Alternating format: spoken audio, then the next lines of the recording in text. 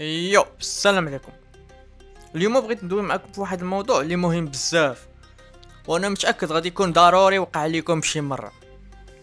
وهذا الشيء اللي وقع لواحد عشيري، هو خدام ليفرور مع واحد الشركه، لا داعي لي ذكر الاسم ديالها. هو نورمالمون كيسالي الخدمه مع 10:30. جا قال ليه الشاف كاين واحد كوموند في طريقك، واش ديها معاك؟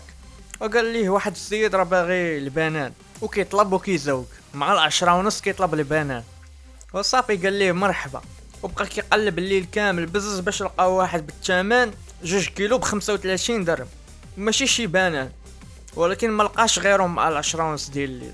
المهم فاش صاونا السيد باش يقول لي فين يدوز لي الكوموند ديالو الثمن، وقال ليه بشحال لقيتيه بعدا، وبدا كيفكر ومرق حشم يقول ليه الثمن الاصلي حيت اصلا ماشي شي بنان. المهم هو على نيتو كيقول تقدر تكون مرتو حامله كتوحم ولا شي حاجه، الثمن غالي عليه. المهم حسبوا ليه قاصح ويقول ليه 25 درهم عوض من 35 درهم، وكيف ما قلنا ماشي شي بنان.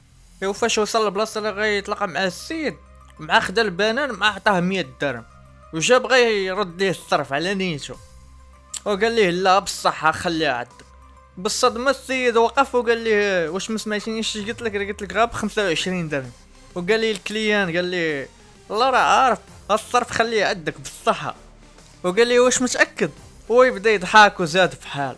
المهم خلاصه من هاد القصه كامله، ديما دير النيه وحاول ما امكن دير الخير، وربي راه ما غينساكش. على نياتكم ترزقون. كان على نيتي لي هاد الفيديو مكرهتوش يوصل مليون مشاهده، ما تعرف اش كاين. المهم دير لايك سبسكرايب ابوني داك الشيء راك عارف، شي كومونت زوين، الله يحفظك.